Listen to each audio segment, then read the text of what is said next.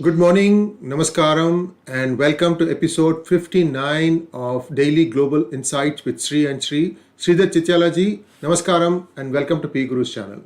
Namaskaram and good morning. Very happy good morning to you all, and your paycheck could increase from $600 to $2,000 very soon. Yes, and we did have a bit of a role to play in it. For instance, for all our viewers, perhaps Sridharji was the first one to decode the exact details of how that 900 billion stimulus 2.0 was going to be spent. And lo and behold, we found some very interesting stuff. And we are going to start off with the stimulus 2.0 breakdown. Sridharji, I'm putting up the first graphic of that of a pie chart that shows the stimulus breakdown of 900 billion, sir. Please go ahead. Got it. Okay, thank you. Well, I think that it was not a fairly simple exercise to pull numbers from various different line items, and there was a lot of smudges around. Anyway, if we break it down, the topmost program is the Payroll Protection Program, PPP program, which has got $325 billion allocated, I think, which is the right number. Then you have the second major item that one needs to look at is the $286 billion, which is translated into $600 direct payments. That also includes the unemployment insurance extension of $300 per week, and that also includes the $600 children allowance. So therefore, I think those two programs are consistent with what we have been saying. Then they threw in what we call as the Rental Moratorium Assistance Program, $25 billion. People don't want to get thrown out. So rental supplement is given until January 31st. They may extend that further depending on the situation. That's $25 billion. $13 billion goes to what we call food aid, which is Supplementary Nutritional Assistance Program called SNAP, which is given by USFDA for people, who really need, this support, especially the needy. $82 billion has been one of the grosses of the $2 trillion. First stimulus was much more money was needed with social distancing and all the kinds of assistance and aid that needs to happen. So $82 billion has been allocated to education. Then $45 billion is allocated to transportation, which includes the MTA, in implementing the social distancing program. Also, I think within this, there's a $15 billion for the airline industry to bring 30,000 people, basically payroll support. So when the market kind of takes off, the people are employed and they come away from the furloughs. That's one of the most pivotal industries within the U.S. Then $69 billion is given for what you call as public health, and that effectively includes, things such as vaccines, testing, and mass immunization program. Now, lo and behold, when you add all these numbers up, as you pick up these numbers from various different sources, you come to something like $845 billion. So then the question comes up, from a balancing point of view, where is this $900 billion the final composition comprises of? They call it as the weird stuff. Some publications has called it so weird stuff. They give some arbitrary numbers. But when you add the arithmetic, $55 billion is allocated to this weird stuff program out of the $900 billion. That includes things such as Smithsonian Center, John F. Kennedy Center for Arts. That includes, $700 million for Sudan, $1.2 billion to Egypt, $25 million to Pakistan, and, a range of overseas support programs. And another program that has not been accounted for is, I'm told that there's any number between $600 to $900 for these 12 million illegal immigrants who are sitting here. Somehow that number has been also snuck in. This is one of the things that was contested. They should be included. Then they said, the 9 million people, who are below the poverty line, unemployed, need some assistance. So some money needs to be given. So when you look at this $55 billion, we kind of said this number is roughly equal to 5% or just over 5% or 6% of the $900 billion to allocate to a program which is not the core, right? This is stimulus. That means US is borrowing money to run a stimulus program. We have already borrowed $2 trillion, and we're going to borrow. This is, by the way, $2 trillion over and above the $1 trillion we are already provisioned to balance the budget as part of the budget program. So we found this number to be quite astonishing. So therefore, we started to, as you rightly said, to say, hey, this doesn't add up. These numbers doesn't kind of add up. $55 billion. If you want to give it to the people who deserve, the most deserved, which is the people below the poverty line, the number is 9 million. You take that number, it is actually $6,000 per person. If you assume all 9 million people are going to receive the benefit. So, and a taxpayer only receives $600. So therefore, something is not right in adding these numbers. When the guy who has paid taxes receives 600, when the guy who has not paid taxes, but who deserves some attention, requires 6,000, something needs to add up. I think it certainly got the attention, and I'm sure the whole kind of ecosystem, the media flared up, and now Mr. Trump is demanding, that the budget he will not sign off. The number has to go from $600 to $2,000. Three people first stood up and said, we agree and we support. And you can guess who they are. Bernie Sanders, Nancy Pelosi, Chuck Schumer, and AOC, Alexandria Ocasio-Cortez. So they basically said, yes, we support this $2,000. Now, what would that do to they have to cut some of these numbers. So Mr. Trump calls it, no, these are unwarranted supplementary numbers. I'm not going to sign off on this. So he still has time till 28th. And I think they may go back to the House and Senate today and get this done. So we have, as we promised, we have broken down these numbers, which is not trivial, but we have done that. And so now we can show even the total stimulus of $3 trillion by adding all these various numbers and saying, what was injected into the economy. Well, a logically thinking person would think that, the 55 billion is going to undergo some serious introspection, and perhaps all those promised amounts will not make it. That's how I would look at it, because I can't see how other things can be touched. But they can also increase it from 900 billion to, say, 1.1 trillion. We are borrowing against the future. Who's going to stop us from doing that? Anyway, I'm just a bit cynical here. I don't think that other countries deserve stimulus that is earmarked for America.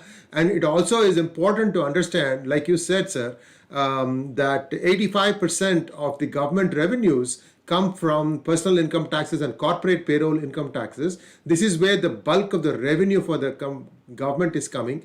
And that is where they need to look to try and make up this shortfall. With your permission, shall I go to the next slide, sir, about the ballooning deficit? Sure. Here we go. Great. It's on, yeah.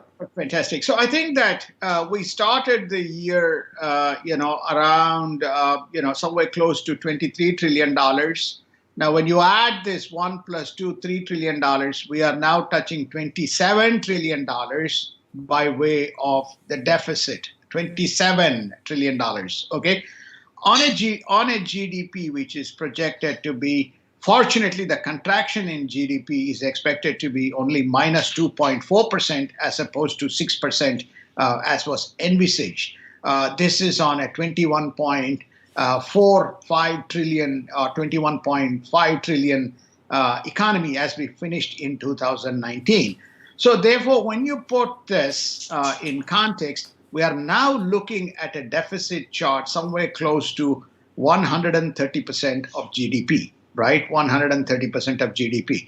Now translate this into the cost of funds, because interest line item of one of the 4 or 5 top line items in the expense is the interest costs. Now, fortunately, the budget was the debt was rebalanced with 0% interest rates, when the interest rates flipped from 2.25% in 2019 to 0% as we entered 2020, and that 0% is predictably expected to continue past 2021 into 2022. Now, why I'm saying that is that you cannot have on a $4 trillion, right now it's about 8% of the 2019. I don't know whether you can see it in the chart. 8% is $327 billion roughly. So Sir, it's I'm 8, going to that. I'm going to that screen. Yeah. Now I have put it up there. yeah, so 327 billion. 8% Yeah. roughly of the $4.4 trillion provisioned expenses for 2019, right? That's incurred expenses, 4.4 trillion. So therefore, 8%, roughly 8% is 327 billion. Now, mind you, this is at a much lower kind of deficit, which is around 23 trillion. Now you add 27 trillion to it. Even at 1.2, you are talking a very significant jump in that number. At 1.2%, the treasury rate is expected to be 10-year bonds is expected to be 1.25% by end of next year. So this thing, average cost of servicing the deficit is 3.2% of the GDP. That is a direct correlation to what is the cost of funds on 10 years and 30 years treasury bonds. This is the money that treasury pays to the industry or to the buyers of the US dollar debt. We don't want this 327 running out of control and running to 25% of your expense line, right? And just if you take this to about 3%, and if your debt is around 30 trillion, or even if your debt is around 27 trillion, a 3% is about $810 billion, which means effectively you are going to be in tremendous amount of difficulty, and you will only be borrowing more because the revenue, if you see the revenue number, which comes from taxes, mostly from taxes, is actually not climbing at the same rate. The only way you can manage the US budget is to see whether you can cut the discretionary expenses. Now, this interest cost is a discretionary expense. Mandatory expenses you can cut, which is the Social Security, Medicare, and some of the like veteran affairs, pensions, etc. Those programs you cannot cut, and that's close to 60% of the budget of the U.S. So this is the challenge that these deficits faces, and everybody who was gung ho about it, that you're going to add another $3 to $4 trillion of spend. We have already added $3 trillion this year. And our expenses is going to go from 6.5 trillion to close to 7.5 trillion on a $3.4 billion of expense. We're going to add $4 trillion of debt to the total, deficit to the total debt. So this just gives the magnification. Yes, sir. So, for the lay person, for the common person, couple of questions that immediately spring up, and our viewers have asked these questions. Rajshekar, I'm going to ask you a question for you. So, when US is essentially diluting its currency, that's how everybody looks at it. How come other currencies are not appreciating against that? And what are the inflationary costs of this additional money going through the system? I think the great question. As far as the other currencies are, see, everybody is in a deficit situation because of COVID. We just, a few days ago mentioned we had $1.8 trillion of EU. Okay, this is EU, not within state. EU, where the budget was passed off, was signed off. So everybody is in a deficit situation, right? Only Japan and China are in a surplus situation, but most of the budgets are in deficit situation. So there's a harmonization or rebalancing effect that is going on as the US begins to pile on its kind of debt. US currency is the base currency, so it doesn't do any manipulation. The markets determine it can go on printing notes as it is. The question, but of course it has.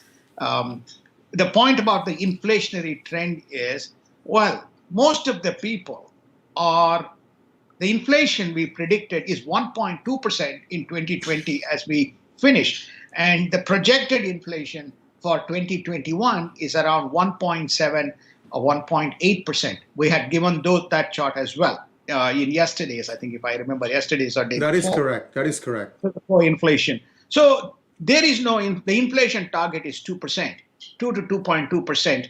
in a normalized economy. Now, here we have an economy which is running on steroids, right? Effectively, the government is borrowing and giving them money because there is no industrial activity, the businesses are shut, and so therefore the inflation comes in when you have debt, but when you also have spiraling income, right? When you have a spiraling income, then you have a significant kind of demand to put that extra cash to work. So therefore, there is the demand-supply equilibrium. Here, the demand itself is being induced through a government-based program that comprises of $325 billion into the small scale or the payroll protection program and $286 billion that's roughly into the hands of the consumer, right? Or a taxpayer and unemployed people. So that is why you are not seeing any inflationary trend. Is there an inflationary trend? They are not seeing inflationary trend as yet in till about 2022 or 2023. Two more factors that one needs to consider. Energy is a big consumer. You look at the crude prices, they are in the 45, 47 band. So therefore, people who are filling up to, they don't see, so they can use their disposable income very effectively. The second, I think we talked about this 2 days ago, the mortgages and rental. These are the two other big drivers. Mortgage rates are at historical lows. Just on a year-to-year basis, we are about 1.1% down in the 30-year mortgage rates. 30-year, I'm not talking about 15-year. 30-year mortgage rates is around 2.5% and even coming down. So there's a lot of what you call recycling going on when refinancing activity that's going on in the market. So they're creating some amount of disposable cash, which otherwise was going into the kind of the mortgages. Of course, it put pressures on the banking stocks. That's a different discussion. So the story is that you see that. So that's one driver. So that's creating additional cash. And the second is you don't see the jump in the energy prices. Of course, you don't see, and many of these things, you do see some amount of inflation in the food, right? But food belongs to non-core. Food and energy belongs to the non-core, not to the core, because they are driven by market and there is their highly unpredictability and volatility. That's why when you discount these two, your core inflation still remains at 1.2%.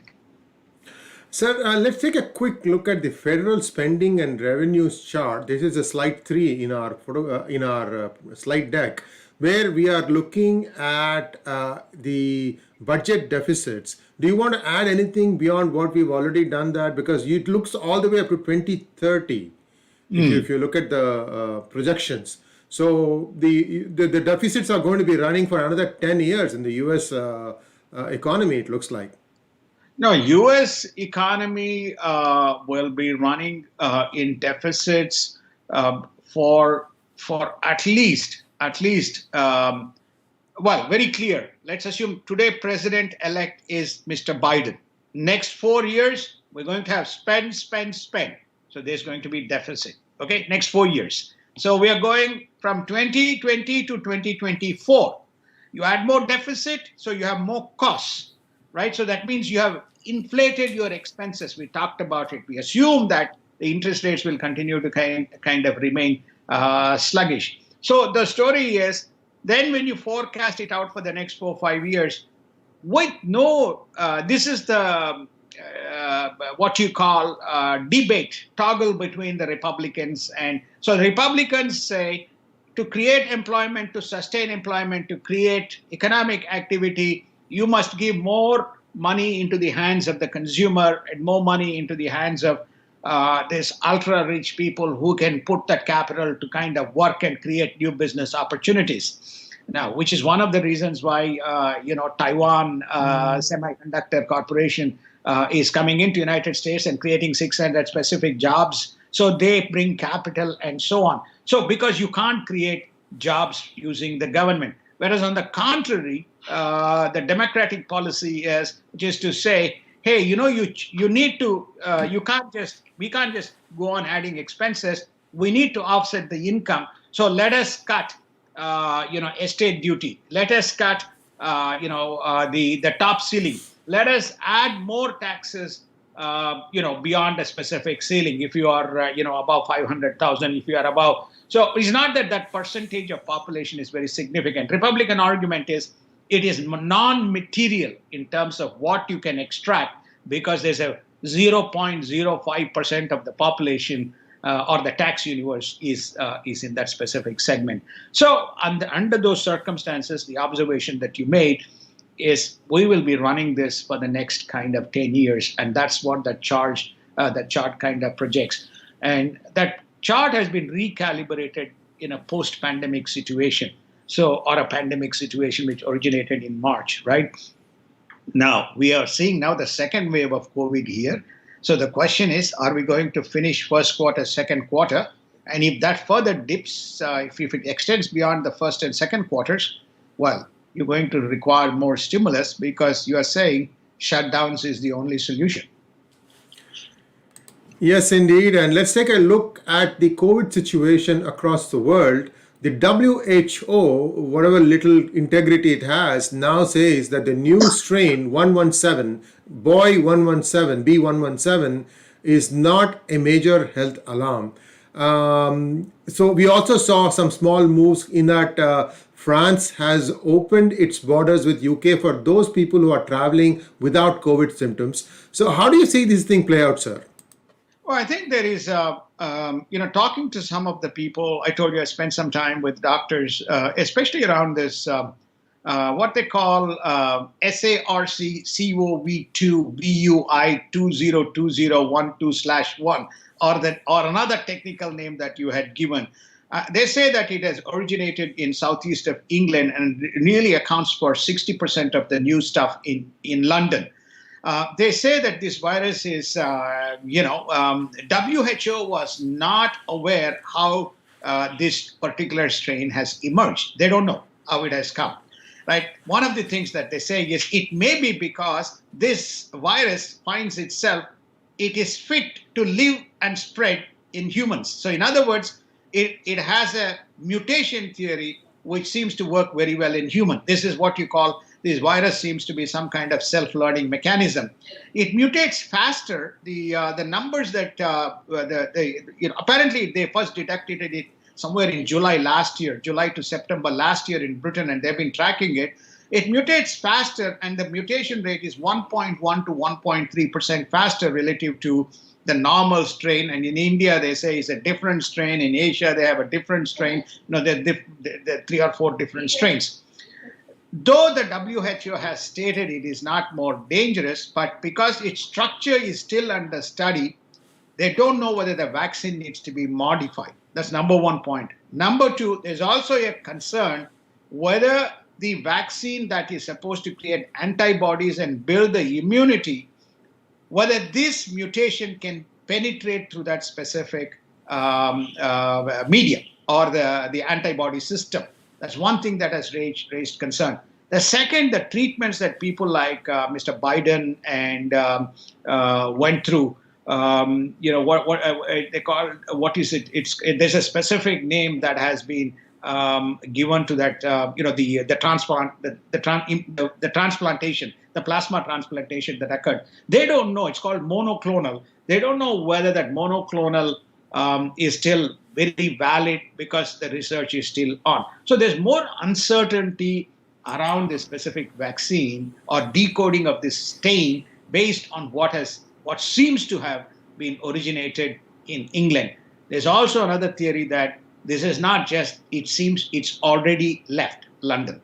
It's already into United States and other places. It will probably surface a bit later. So this is one reason why that many countries either have insulated Britain, Japan, Korea, India. The only 3 countries which are now open to kind of sending transport on either side is United States, Australia, and France. They need France because a lot of the food and medication comes from France and Belgium. So they need France to be open, otherwise Britain is in trouble. So France has agreed to open. Australia, US say that the existing quarantine programs are more than adequate to deal with this specific issue. Just a quick clarification for our viewers. If you do send questions on Super Chat, we will try our best to answer them. However, the questions have to be topical. It has to be related to the topic that we are discussing. That will help us to give you the answers fast. Let's move on to what is happening around the world, sir. There are still a lot of activity going on around the world. Maybe you can walk us through quickly before we wind down today's program. So I think the key, the most important activity is either Russian and Chinese 19 aircrafts making their foray into the South Korean territory, causing panic and alarm from the South Koreans to pull up. I think it's either 12 or 14 Russian planes and 5 Chinese planes. And apparently the Chinese said that it is an occasional drill that they are conducting in South China Sea. So the South China Sea, again, has become a hotbed. And the fact that the Chinese are playing over the Russians is a reflection of a gap that is prevalent in the global leadership with the U.S. elections, uncertainty around the U.S. elections.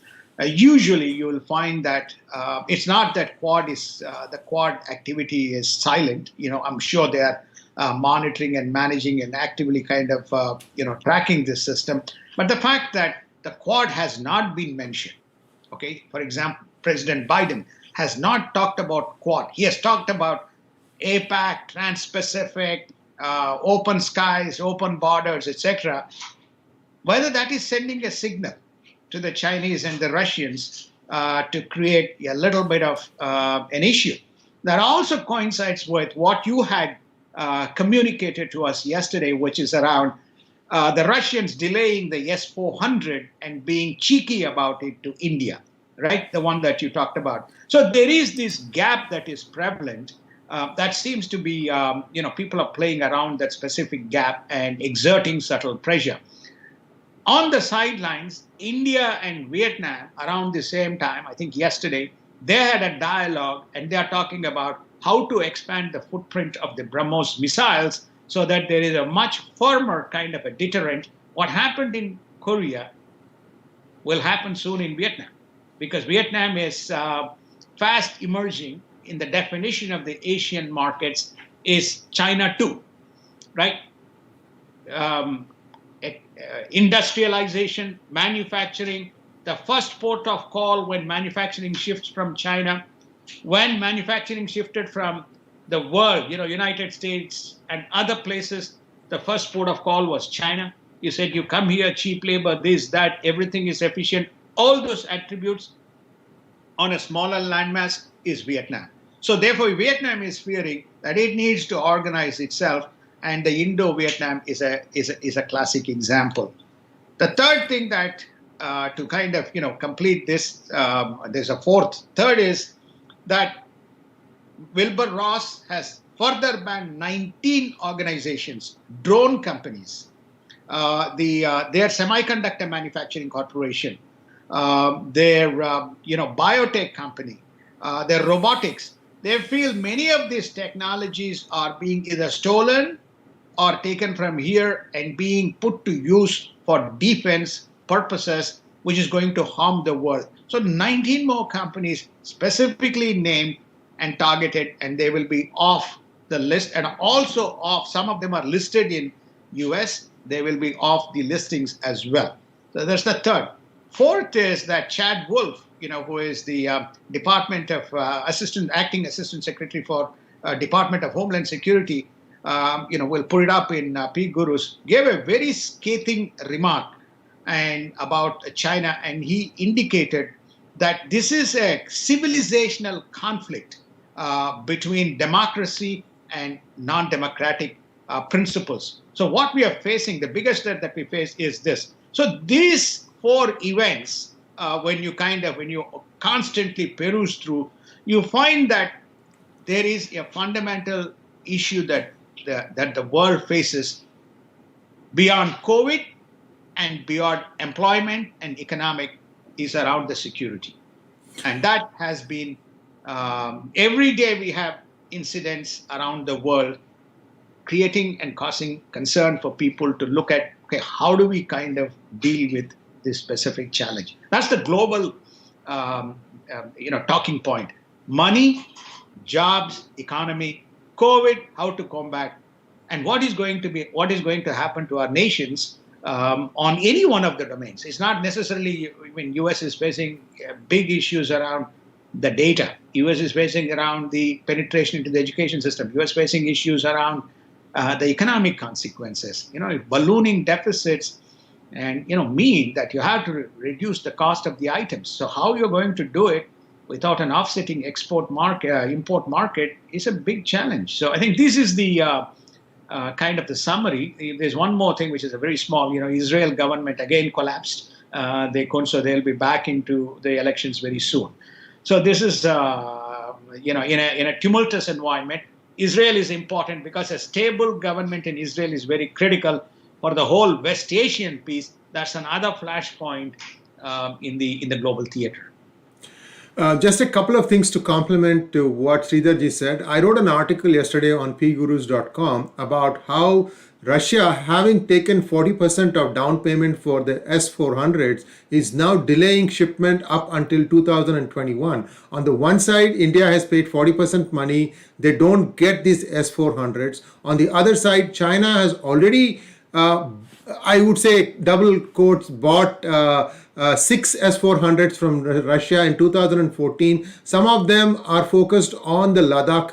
They have placed them in Tibet. And these they just adjusted against some of the loans that they gave to Russia. So very interesting dynamics at play there. Now you look at the other side. US just passed sanctions on Turkey for having bought S-400. So India is now probably looking at a double whammy. On the one side, it faces sanctions from the United States. On the other side, the money that it has paid for, it is not going to get them on time. Rather, it is going to be delayed. So it is very clear now that Russia has become some sort of another chela or I don't know what the word for English in English is of China. It's just a small subsidiary kind of thing. Now that's what the actions seem to indicate. The other thing is we will put the link to the Epoch Times article where we had the Homeland Security Assistant Secretary of State article about civilizational conflict. We will put that link also. Thanks for joining us. We'll be back tomorrow, same time. Same set of issues. Perhaps we'll touch more on the US elections. There's one little thing that we forgot to mention. Many more GOP legislators, whether it is Congress or Senate, are now beginning to think of having an electoral decision being made in the houses, because the Supreme Court said, you guys go and fix it yourself. Sir, if you could just talk about that, and then we can wind up this program. Well, I think that more and more senators and House representatives are coming to the forefront to discuss the election issue. There seems to be some element of buoyancy, notwithstanding the fact Biden's team, Biden has been, he just announced the education secretary, Alex Padilla, the replacement senator from California has been announced to Ms. Kamala Harris. So while Biden continues to assume that it's business as usual, the House, on the House and the Senate side, you have more and more chorus growing about the dissent and discussing the integrity of the elections. Remember, we had mentioned that all you need is one House representative and one Senate representative to bring the issue to the forefront. Remember also, there is 2 sets of electoral voters who have been sent from at least 5 battleground states, right, to when the matter of numbers come up. Should this discussion and debate, escalate into a count, then those second set of electoral voters, primarily from Republicans, may be getting counted on the opposite side relative to the way it was cast in the state legislatures. This also explains the point, which is namely that it is not the judicial and executive branch which makes decision. So the Supreme Court is saying by constitution, it is legislature right? Either you take it back to the state legislature or you bring it into the House and Senate. You are the elected representatives. You make the choice on behalf of the people. It is not the judiciary's job to intervene and decide the course of an election. So I think that they have come to that Trump and his team have come to the realization. I am sure Biden and his team are adequately. Chuck Schumer and Nancy Pelosi already fired the first salvos, which is to say, respect the franchise and respect the voice of the people. For God's sake, do not bring this to House and Senate for discussion and create a precedent. This is what they have stated in their first kind of salvo. The question, I don't think that is going to happen because there is tremendous number of people are Republican. The number is now close to about 130 to 140, right, between the House and the Senate. That's a significant number which wants to raise the issue. State legislatures are also now looking at and saying, hey, whether we need to do anything about it. Just to wrap up, because since we are on this topic, Dominion, Eric Kumar, one of the names mentioned, is an employee of the Dominion Systems.